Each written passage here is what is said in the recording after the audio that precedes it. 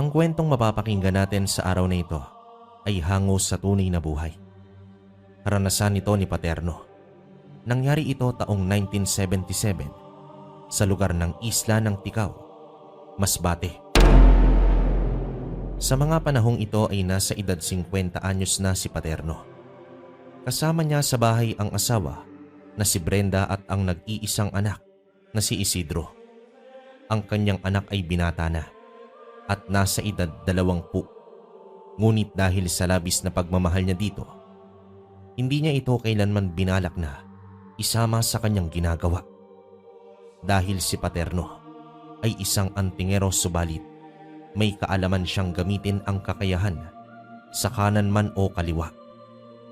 Ang rason kung bakit ayaw niyang ipamana sa anak ang kaalaman dahil nais niya itong mabuhay ng normal.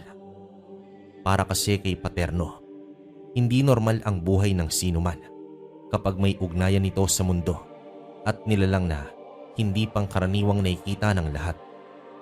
Sa katunayan, simula nang mag-asawa siya ay nais niya ng talikuran ang kakayahan, ngunit sadyang hindi siya tinitigilan ng kapalaran.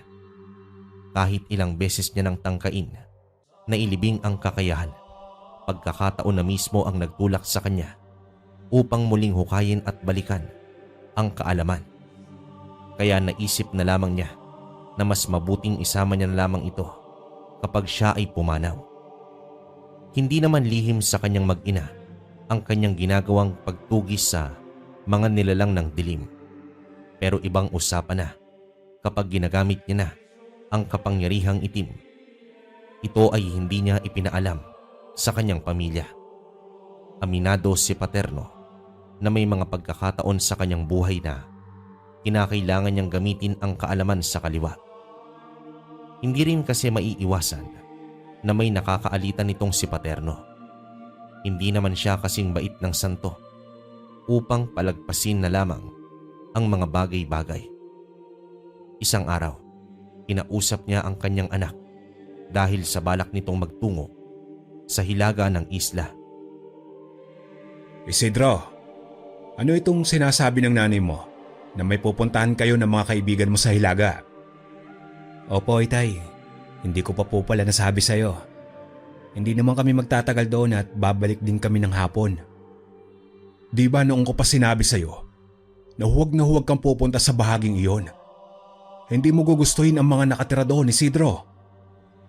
Itay, may mga kaibigan po ko na taga doon. At ano naman po ang ibig ninyong sabihin? May mga aswang, engkanto o demonyo po bang naninirahan doon? Hindi ko nagugustuhan ng tabas ng dila mo . Kung makabanggit ka sa mga nilalang na yon, parang ordinaryo lang. Alam ko po ang ginagawa ninyo, Itay. Pero hindi naman sana maging dahilan ito para malimitahan ang buhay ko. Hindi ko nililimitahan ang buhay mo, Isidro. Pinoprotektahan lang kita. Basta hindi ako pumapayag na magpunta ka doon tapos ang usapan. Kung hindi ninyo na itatanong kung bakit ganoon na lamang ang pagpipigil ni Paterno sa lugar na yon dahil doon niya naranasan ang labanan na muntik nang tumapos sa kanyang buhay noong binata pa lamang siya. Doon niya nakatagpo ang Haring Gabunan na may mga kampo ng mangkukulam. Tandang-tanda pa ni Paterno ang mukha ng gabunan nang ito'y tumakas at nag-iwan ng nakakakilabot na mga tingin. At sa loob ng mahabang panahon ay hindi na sila muling nagtagpo ng gabunan na yon. Kinabukasan ng umaga, dumating sa bahay si Paterno. Bitbit ang lambat mula naman sa pangingisda. Napansin niya na wala sa bahay ang anak. Napasinghal na lamang siya nang malaman na tumuloy pala si Isidro sa parte ng hilaga. Wala na rin kasing nagawa itong si Brenda dahil hindi niya naman kayang pigilan ang anak. Galit man si Paterno, pero sa kanyang kalooban ay ang pagdarasal para sa kaligtasan ng anak. Nagwika din si Brenda na mga kaibigan ang kasama ni Isidro na kapitbahay lang din nila. Doon na lamang sa balkonahe si Paterno habang mahigpit na nakahawak sa haligi. Nang sumapit ang hapon ay nakatambay lang si Paterno sa bakuran habang tinatanaw ang daan kung paparating na ba ang anak.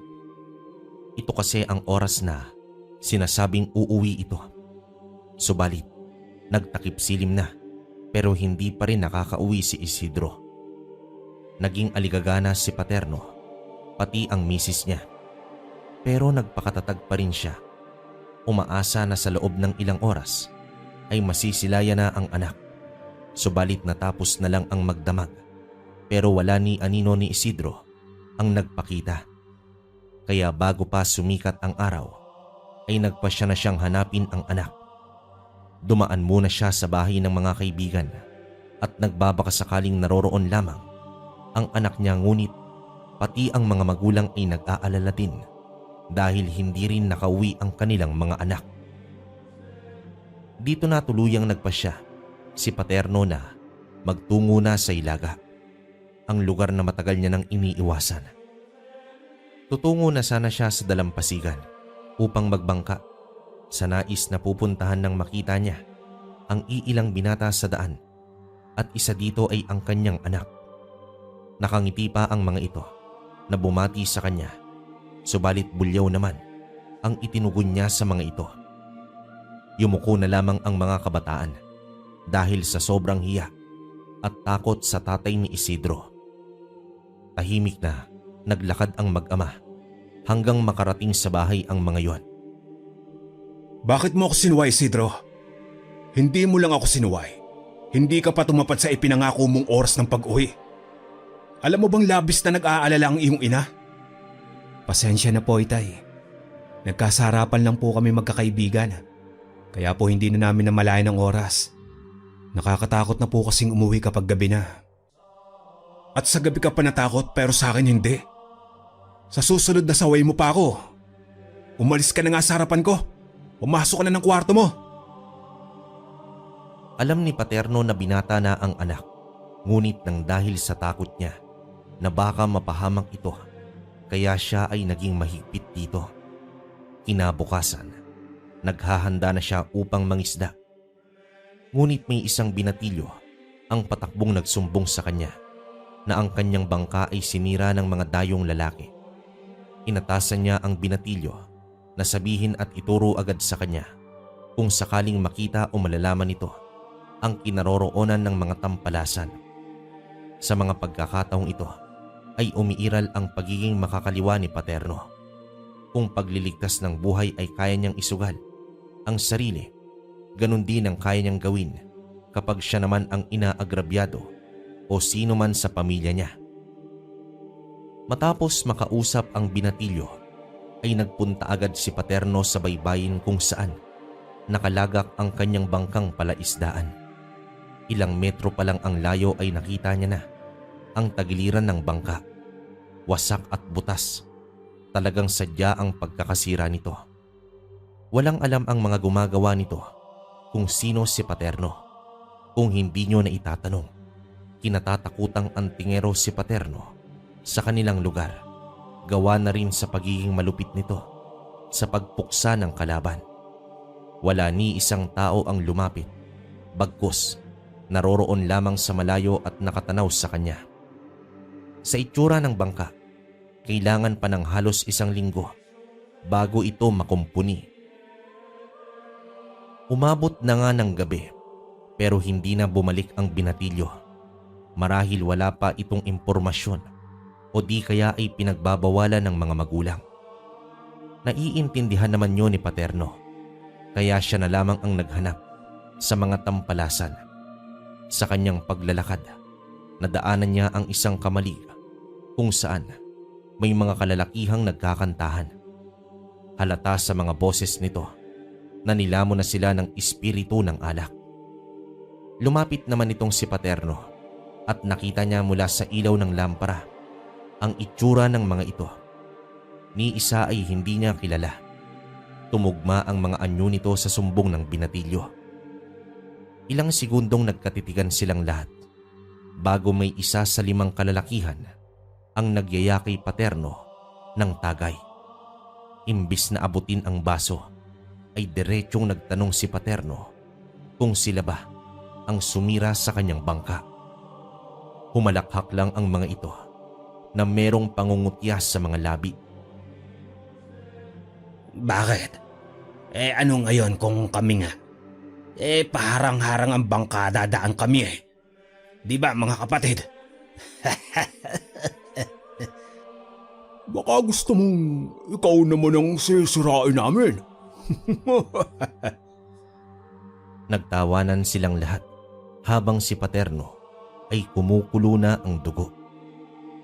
Wala naman siyang pakialam kung kaninong mga kamag-anak ito. Ang mahalaga para sa kanya ay mabigyan ng parusa ang lumapastangan sa kanyang kabuhayan. Habang tumatawa ang lahat, ay isa-isa namang itong nahulog sa kanilang kinauupuan. Ang pagtawa ng mga yon ay napalitan ng labis na pagtataka. Maya-maya pa ang pagtataka ay napalitan ng pagniwi ng mga mukha dahil sa matinding kirot sa kanilang mga paa. Isa-isang tinitigan ni Paterno ang mga ito habang nag-uusal ng hindi naiintindihang wika. Habang tumatagal ay tumitindi din ang sakit na nararamdaman ng mga kalalakihan. Tila napawi ang espiritu ng alak na lumukob sa kanilang diwa dahil naman sa ginawa ni Paterno. Nagsisigawan na ang mga ito at nagmamakaawa sa antingero. Hanggang sa dumating itong si Doming, isa sa mga kakilala ni Paterno. Agad naman itong lumuhod at nagmakaawa na pigilan na ang kanyang mga kamag-anak. Hindi pa man niya alam kung ano ang ginawa nitong kasalanan ay humingi na agad siya ng pasensya. Naimbitahan lamang daw niya ito para sa darating na kapiestahan sa bayan. Kamag-anak mo pala ang mga kumag na ito, Doming. Pwes makinig kayo. Bibigyan ko kayo ng 3 araw upang ayusin ang sinira ninyo sa akin. At sa loob ng 3 araw pero hindi nyo pa natatapos, ikaw na, Doming, ang magsabi sa kanila kung ano ang kaya kong gawin. Nauutal na sumagot at tumango naman itong si Doming dahil sa takot.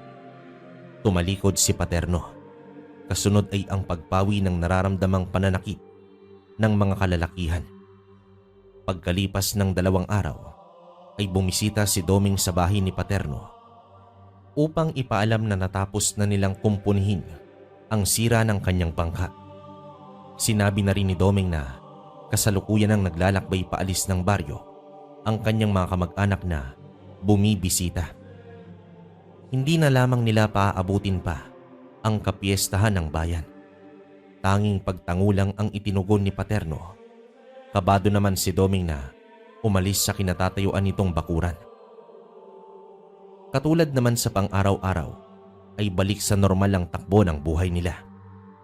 Si Isidro ay siya ang gumagawa karamihan sa bahay, tulad ng pagsisibak, pag-iigib at ang paglilinis ng bahay.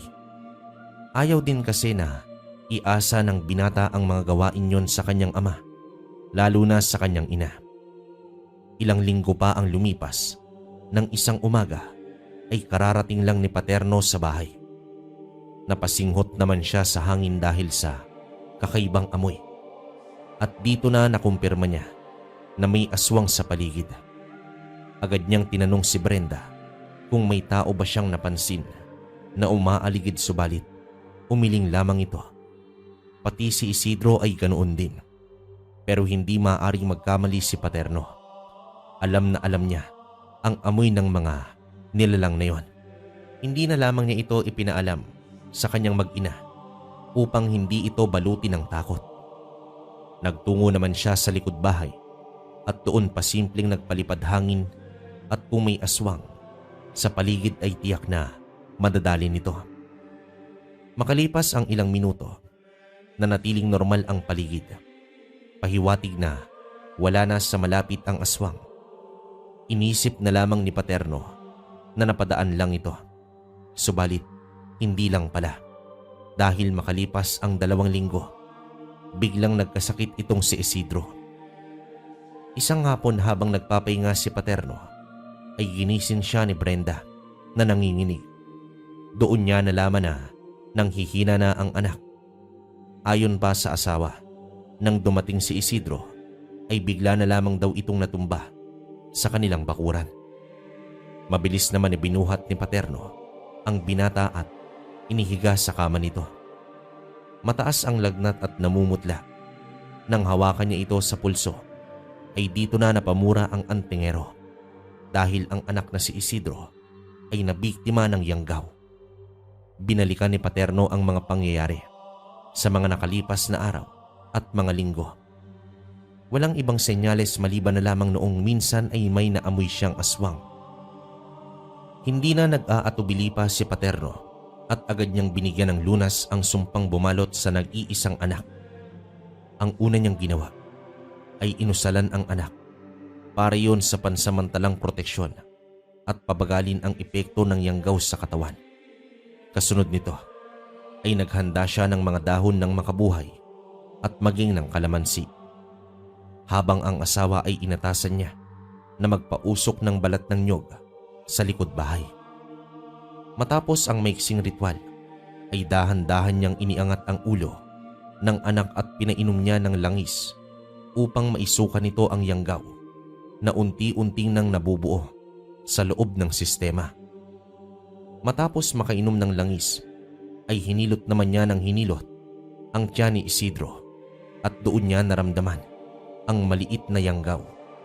Habang patuloy na ginagamot ang anak ay namutawi sa utak ng antingero na babalatan niya ng buhay ang aswang na gumawa nito sa kanyang anak at uubusin niya ang lahat ng lahi nito.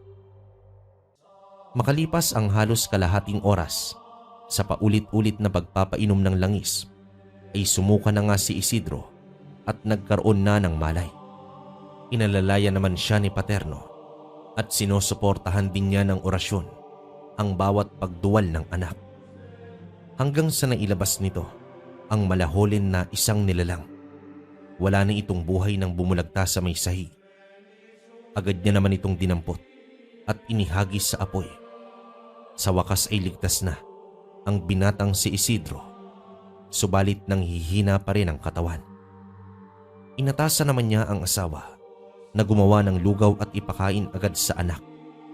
Pagsapit ng gabi, mahina pa rin si Isidro. Hindi ito iniwan ng ina sa kanyang tabi, habang si Paterno ay walang habas sa pagbabantay sa paligid. Kinabukasan ay kinausap niya si Emong na kanyang kababata. Nagbabaka sakali si Paterno kung may namataan itong kakaibang nilalang sa lugar. Sa palagay ko ay mukhang dayong aswang lang ang dumali sa anak mo. Alam naman ng lahat dito kung ano ang kaya mong gawin. Kaya sigurado ako na hindi taga-baryo yun. Talagang sinusubukan ako. Sa oras na malaman ko kung sino ang gumawa nito sa aking anak, pagsisisihan niya kung bakit pa siya nabuhay. Sa paglipas pa ng mga araw, ay patuloy sa paghahanap ng kasagutan itong si Paterno. Sa bawat araw na nagdaan, ay pabigat ng pabigat naman ang kanyang kalooban. Tila ba isang sumpa para sa kanya ang hindi makaganti sa nangyari sa kanyang anak. Sa kabilang banda, ay naging maayos naman ang kalagayan ni Isidro. Isang malaking leksyon sa binata ang nangyari sa kanya. Dito niya na napagtanto kung bakit ganoon na lamang kaigpit ang kanyang ama. Isang araw nun, nilapitan si Paterno ng kanyang anak. Humingi ito ng paumanhin sa pagiging pasaway nito hanggang umabot sa punto na binalak na ni Isidro na matutunan ang kaalaman ng kanyang ama. Bagay na sobrang ikinabahala ni Paterno. Takot ang namutawi sa itsura ng antingero at nagwika ito ng, Kaya nga hanggang ngayon, Isidro anak, hindi ako nagbabahagi ng anuman tungkol sa aking kakayahan sa iyo. Dahil ayoko na maranasan mo ang nangyayari sa pamilya natin ngayon. Nais ko na magkaroon ka ng maayos at normal na buhay. Hayaan na lang natin anak na ang pagiging antingero sa ating lahi ay magtatapos na sa akin. Natahimik naman itong si Isidro at mukhang napagtanto niya sa sandaling yon na hindi nga madali ang magtangan ng isang bagay na katulad sa kanyang ama. Gayunpaman, inabisuhan na lamang ni Paterno ang anak na wag nang isipin ang mga ganitong bagay. Nang tumalikod na ang anak, ay napabuntong hininga na lamang siya dahil dumating na ang araw na kinatatakutan niya, ang magkaroon ng interes ang anak sa pagiging isang antingero.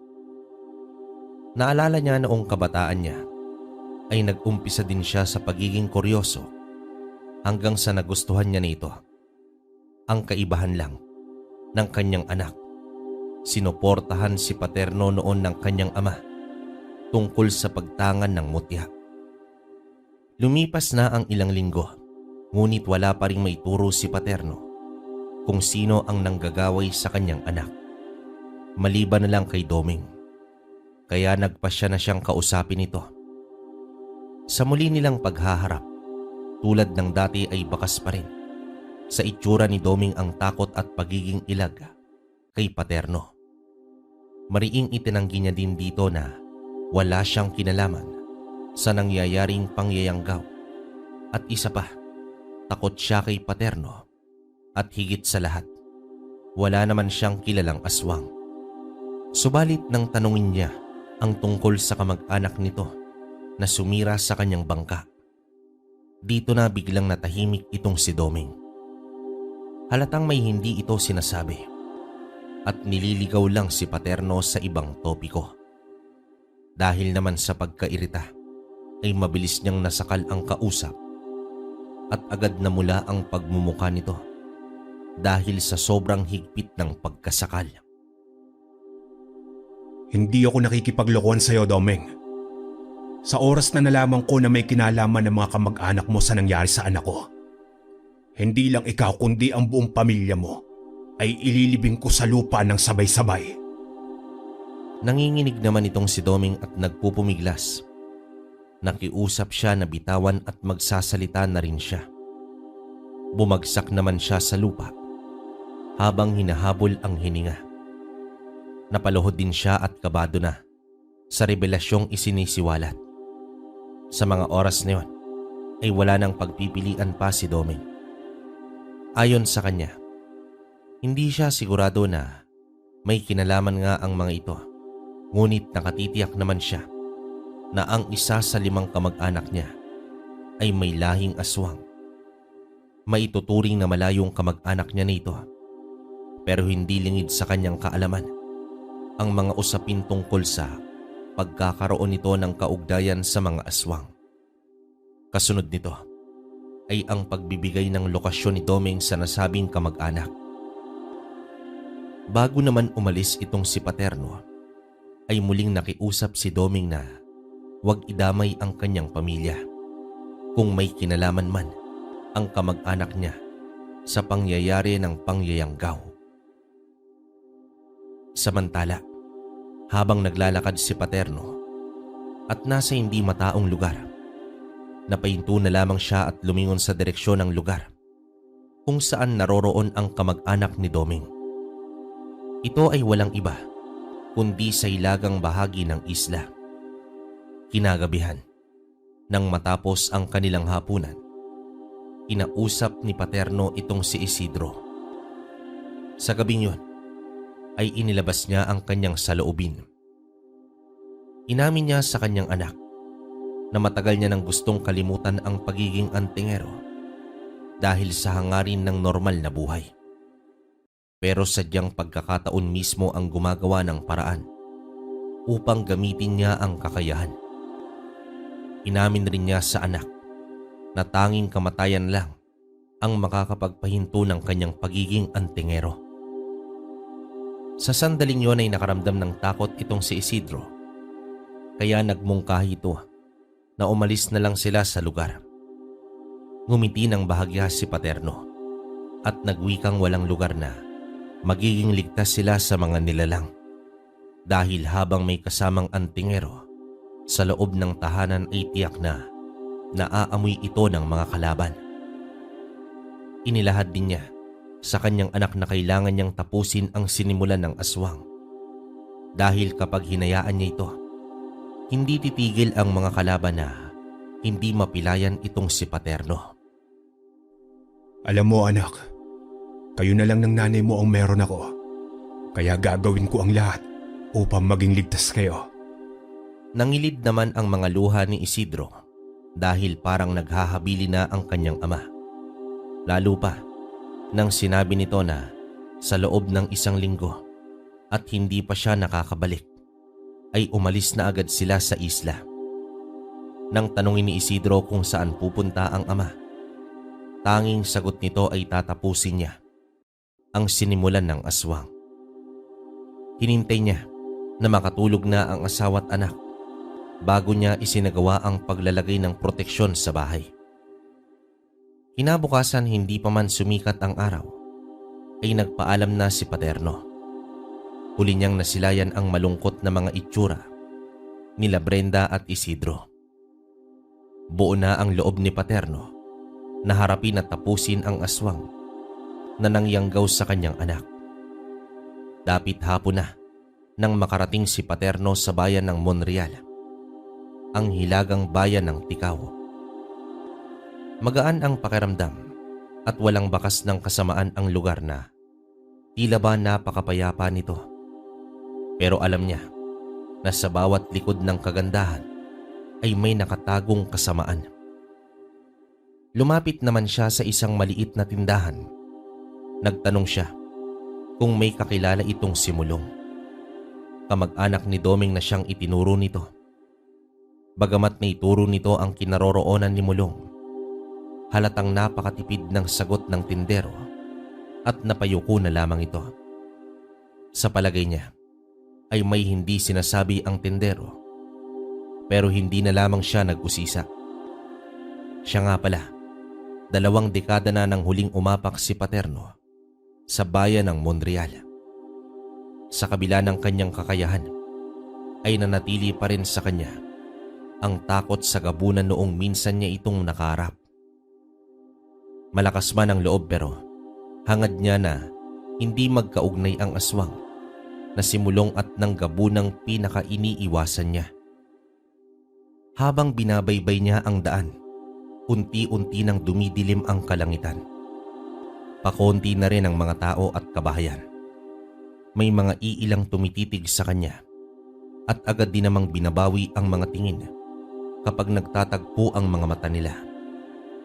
Hanggang sa may nakita si Paterno na isang matandang babae na nakatayo sa may sagingan. Mahaba ang buhok na kulay abo at mahaba rin ang kasuotan nito. Nasa gilid lang ito ng daan at hindi kumikibo habang nakasunod sa kanya ng tingin. Magandang hapon po, Manang. Hinahanap ko lang po ang bahay ni Mulong. Makikiraan po. Kahit kakaiba na ang pakiramdam ni Paterno sa matandang yon, ay gumalang pa din siya at bumati. Subalit diretso lang ang tingin ng matanda na para bang walang naririnig. Makalipas ang ilang minuto, muli na namang nagpakita ang matanda sa parehong ayos. Hanggang sa 3 beses na paulit-ulit, dito na huminto si Paterno at ngumisi. Alam niya na binabagat na siya ng matanda. Mabilis siyang lumapit dito at walang awang sinakalang matanda, ngunit naging katawan ng saging ang anyo nito. Kasunod ang boses ng paghalakhak ng isang hukluban. Pero hindi nagpatinag si Paterno. Gamit ang usal sa kanan, ay nagpalipad hangin siya at dito na umuungol ang matanda at may bumulagta na sa likod ng mga puno. Mabilis na nagtungo si Paterno at doon niya nakita ang matanda na unti-unting bumangon. Ngumisi naman ito at bumungad sa kanya ang may itim na ngipin nito. Idinuro siya ng matanda at tanging ang hintuturo nito ang may mahabang kuko.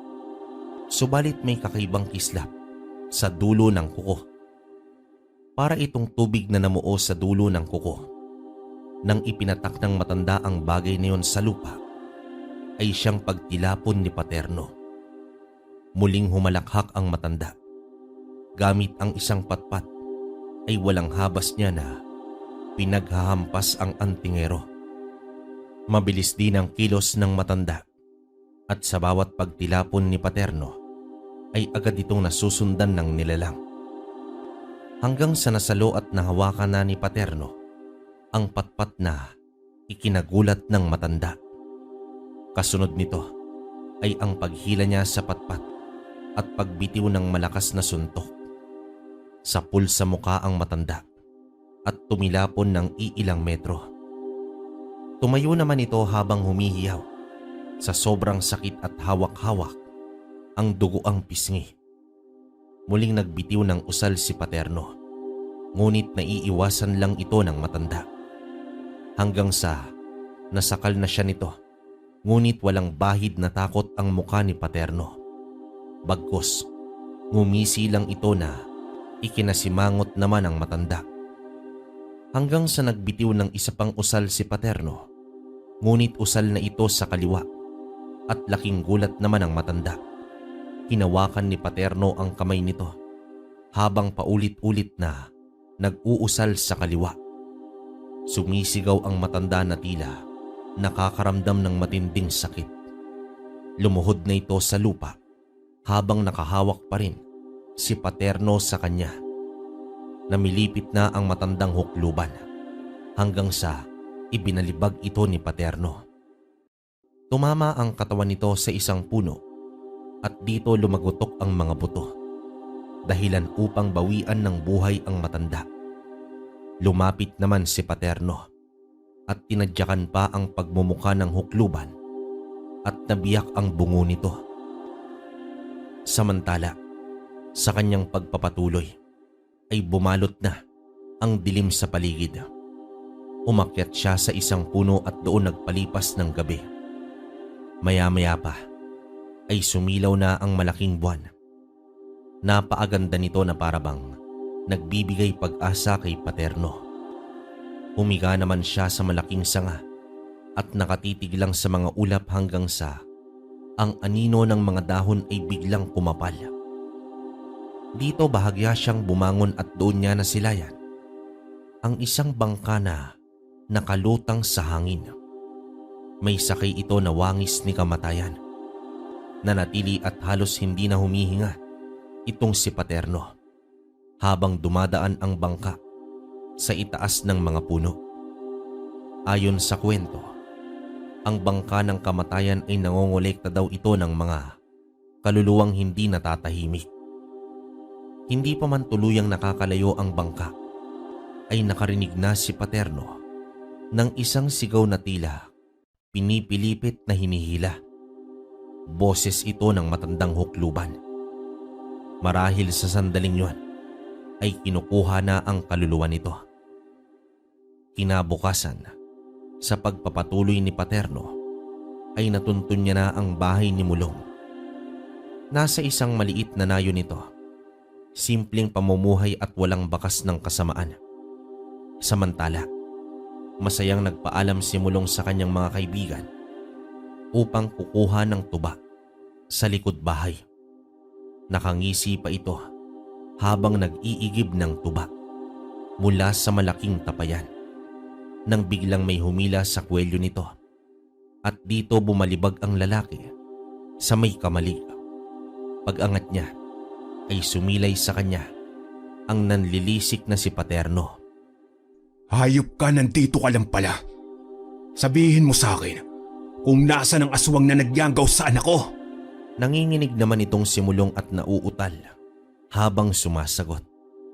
Ayon kay Mulong, nasa kabilang baryo nakatira ang aswang na si Minerva. Pinsan daw ito ng nanay niya. Nakiusap siya dito, nagantihan si Paterno sa ginawa sa kanila dati. Pero hindi naman daw niya alam na ang anak ni Paterno ay ang pinunteriya. Subalit hindi napawi ang galit ni Paterno sa paliwanag ni Mulong. Tinali niya ang mga kamay nito at hinila upang ito mismo ang magtuturo sa kinaroroonan ni Minerva. Maawa ka na sa akin, Manong. May pamilya ako. Pangako, ipapatigil ko na ang panggugulo ni Tia Minerva. Talagang matitigil na dahil pupugutan ko siya ng ulo. Sige po, Manong. Siya na lang po ang parusahan ninyo. Huwag niyo na po akong idamay.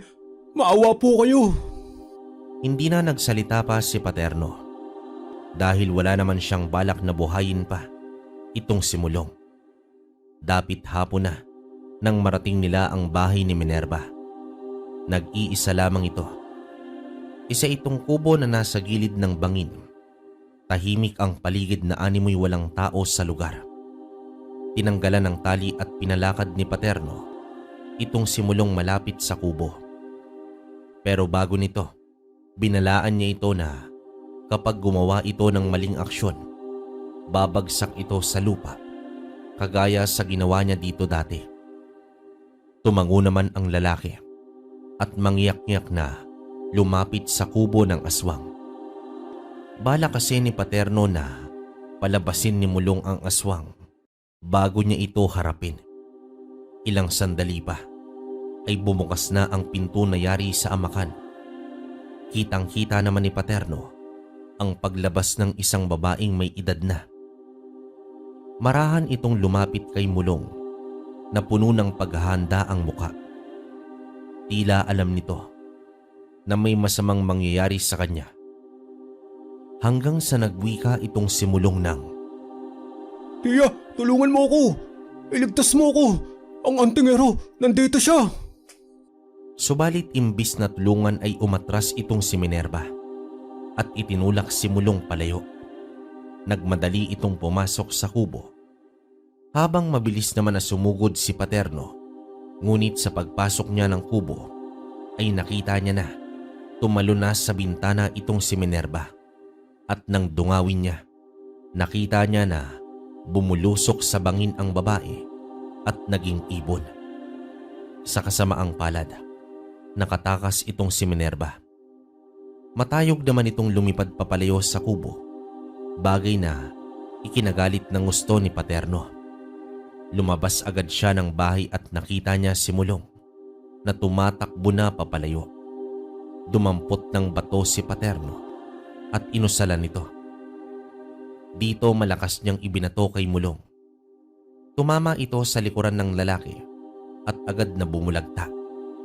Gumagapang na si Mulong sa lupa hanggang sa hinila ni Paterno ang kanyang paa. Ibinuhos ng antingero ang galit niya kay Mulong. Inundayan niya ito ng mga suntok at sipa hanggang sa nalupaypay na ito. Sa tindi ng galit ni Paterno ay kumuha ito ng baging at itinali sa leeg. Isinabit niya ang katawan nito sa puno kung saan katapat sa kubo ni Minerva. Iniwan niya si Mulong na wala ng buhay at nagkulay lila na ang pagmumuka. Nag-abang naman siya hanggang sa bumalik ang aswang. Malalim na ang gabi nang bumalik si Minerva. Tanging ilaw lang ng buwan ang umaaninag sa kapaligiran, habang si Paterno ay matyagang nag-aabang. Nakita niya si Minerva na lumapit sa puno kung saan nakasabit ang bangkay ni Mulong. Hinawakan nito ang paa ng bangkay at gumapang sa katawan at pinutol ang baging. Inilapag niya ang bangkay sa isang papag na nasa labas ng kubo. Matapos nito ay nagpalit anyo si Minerva bilang ibon at lumipad. Inaantabayanan pa rin ni Paterno ang susunod na mangyayari hanggang sa nakarinig na siya ng boses ng mga tao. Dumating pala ang mga kamag-anak at pamilya ni Mulong. Agad na napahagulhol ang asawa at ina ni Mulong at nasipat ni Paterno. Sa di kalayuan ay dumapo ang ibon sa isang puno at ilang saglit pa ay bumaba doon si Minerva. Sumisigaw sa galit ang ina ni Mulong at buong loob na inutusan ni Minerva na ubusin ang lahi ng antingero at si Paterno ang tinutukoy nito. Sa mismong bakuran ni Minerva ay doon nila inilibing ang bangkay ni Mulong. Bagamat puno ng paghihinagpis ay hindi nakaramdam kahit na konting awa itong si Paterno sa pamilya ni Mulong. Para sa kanya, nararapat lamang ito para sa kanila na nakikipag-ugnayan sa isang aswang. Pagsapit ng madaling araw ay umuwi na ang mga tao. Mag-isa na lamang si Minerva sa loob ng kubo at sa pagkakataong ito ay hindi na siya patatakasin ni Paterno. Lumabas na siya sa pinagtataguan. Nakangisi at nasa mukha na ang tagumpay. Nagpasya naman si Paterno. Nakaliwa ang gagamitin niya kay Minerva dahil nais niyang magkasubukan sila. Dito nag-usal na siya ng palipad hangin. Kumalabog ang loob. Paiwatig na naapektuhan si Minerva. Nagpupumiglas ang aswang. Nawasakin ang bintana. Ngunit hindi niya ito nasira dahil na rin sa kagagawan ni Paterno sa pagselyo ng kubo. Nakulong mismo si Minerva sa sarili nitong lungga. Sa paglapit ni Paterno sa kubo ay agad niyang winasak ang pinto at dito bumulaga sa kanya ang anyong aswang ni Minerva. Umangil naman ang aswang at nagkasubukan sila ng lakas. Nagmistulang isang hawla ng dalawang mandirigma ang kubo. Wasak at sira-sira na ang loob nito dahil sa tagisan ng dalawang nilalang. Maya-maya pa, sinubukan ni Minerva na tumakas sa pinto. Ngunit nahawakan siya ni Paterno.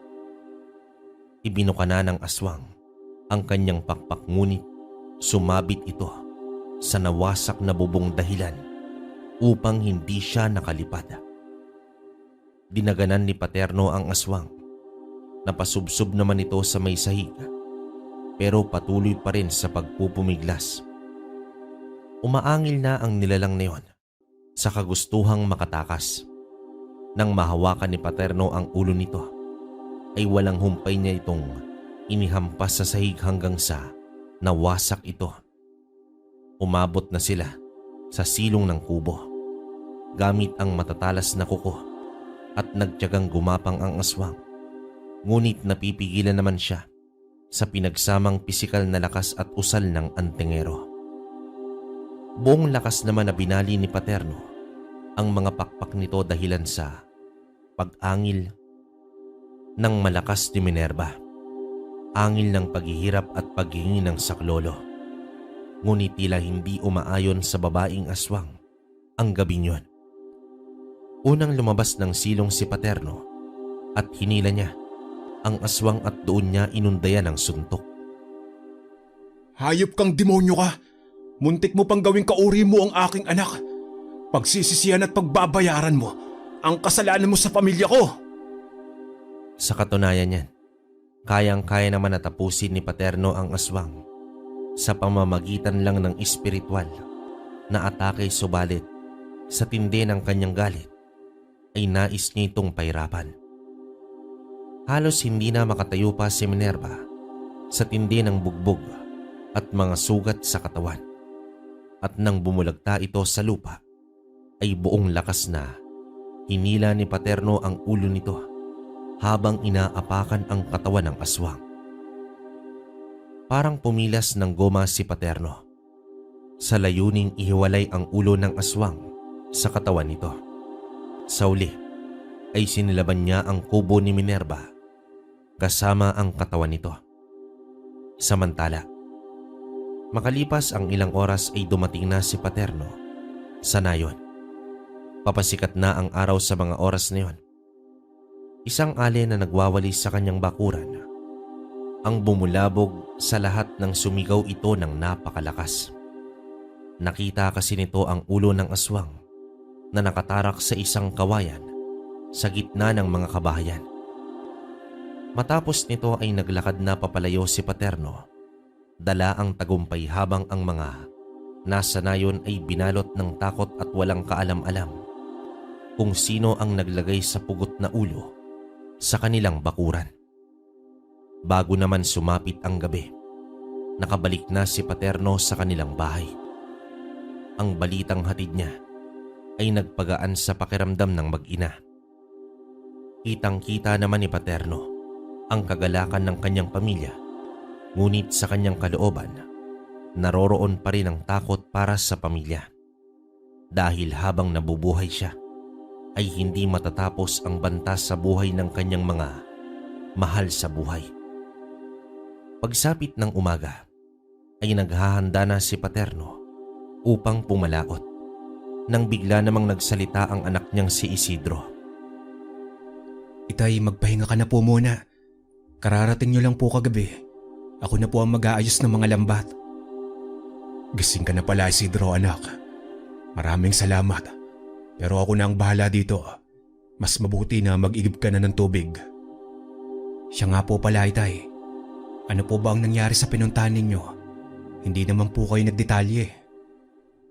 Isidro, anak. Mas mabuting hanggang doon na lang ang nalalaman mo. Gaya nga ng sinabi ko, gusto ko na magkaroon ka ng normal na buhay. O sige na, mauuna na ako. Habang lumalayo itong si Paterno, ramdam niya na nagkakaroon na ng interes si Isidro sa lihim na karunungan. Bago pa mahuli ang lahat, kailangan niya ng kumilos. Imbis na mangisda ay dumiretso siya sa kanyang kaisa-isang kaibigan na si Manolo. Si Manolo ay ang bukod-tanging nakakaalam sa mga ginagawa ni Paterno, pati na ang mga laban nito gamit ang karunungan ng kaliwa. Kinausap niya ito at hinabilin ang pamilya. Sa oras na mawala siya ay dalhin ito sa malayong lugar upang doon magsimula ng bagong buhay. Nagtaka naman si Manolo sa mga pinagsasabi ng kaibigan niya at dito niya na inilahad ang matinding takot noong nabiktima ng yanggaw si Isidro. Inilahad din niya sa kaibigan ang ginawa niya sa aswang na si Minerva at kay Mulong. Hindi naman nagulat itong si Manolo dahil sanay na siya sa mga laban ng kaibigan. Lumipas ang ilang buwan, naging payapa ang buhay nila. Hindi na rin halos naiisip ni Paterno ang tungkol sa kanyang kinatatakutan. Pero ang imahe niya sa baryo ay nanatili pa rin. Tinitingala si Paterno ng lahat dahil sa bagsik nito. Pero hindi alam ng karamihan na sa likod pala ng malaki at matipunong katawan ay ang takot na baka magising na lang siya ay mawala na sa kanya ang kanyang pamilya. Ang mapayapang buhay na yon ay biglang bumaliktad nang may isang nilalang ang muling nagpakita kay Paterno. Isang gabi, habang inaayos niya ang naputol na lambat, ay may napansin siyang kaluskos sa di kalayuan. Tumayo naman siya bitbit ang lampara upang mailawan ang bahaging yon. Wala naman siyang nakita ngunit may narinig siyang nagwika na may boses na mababa at nakakapangilabot. Magandang gabi sa'yo. Matagal na rin tayong hindi nagkita. Natigilan naman itong si Paterno at kahit hindi pa niya nakikita ang nagsasalita, sa kanyang likuran ay alam niya na agad kung sino ito. At ang nilalang na matagal niya nang iniiwasan, walang iba kundi itong si Solomon, ang gabunan sa Ilaga. Kung hindi ka pa ba naman naging pabayang antingero, hindi sana kita matutunton. Pero hanga ako sa kakayahan mo ngayon. Kitang-kita ko kung papaano mo pinaslang si Minerva. At dahil sa muli mong pag-apak sa aking teritoryo, kaya kita nasundan dito. Anong kailangan mo, Solomon? Kung nakita mo ko, ibig sabihin nakita mo na rin ang malaking pinagbago ko. Kaya kung susubukan mo ko, hindi ka na makakatakas tulad ng dati. Bakit? Sa tingin mo ikaw lang ang nagbago?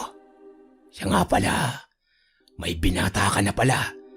Mukhang malusog at alagang-alaga mo. Dito mabilis na lumingon si Paterno, kasabay ng isang tigalpo. Ngunit hindi niya inakala na nasa malayo pala itong si Solomon. Ngumisi lang ito habang nasa likuran ng isang puno. Sa galit ni Paterno ay tumakbo siya at sinugod ang gabunan. Inaatake niya ito sa pamamagitan ng mga tigalpo ng kanan, subalit lahat ng yon ay naiiwasan ni Solomon. Biglang nawala sa paningin niya ang gabunan. Dagdag pahirap sa kanya ang dilim ng paligid at ang lampara niya na nahulog sa lupa ay nawalan na ng apoy. Marahan siyang naglakad habang nilibot ang tingin ang paligid ng kanilang bahay. Kunot noon na siya. Nangyari na ang matagal niyang iniiwasan, ang muling pagtatagpo nila ng gabunan. Tumakas man ito sa kanya dati, pero aminado siya na nahirapan siya itong kalabanin. Ilang minuto pa nang lumipas ngunit hindi pa rin nagpakita itong si Solomon. Kaya kumuha siya ng mga panggatong at gumawa ng apoy sa bakuran. Hindi rin naman siya makatulog, kaya mag-aabang na lamang siya sa nilalang na yun.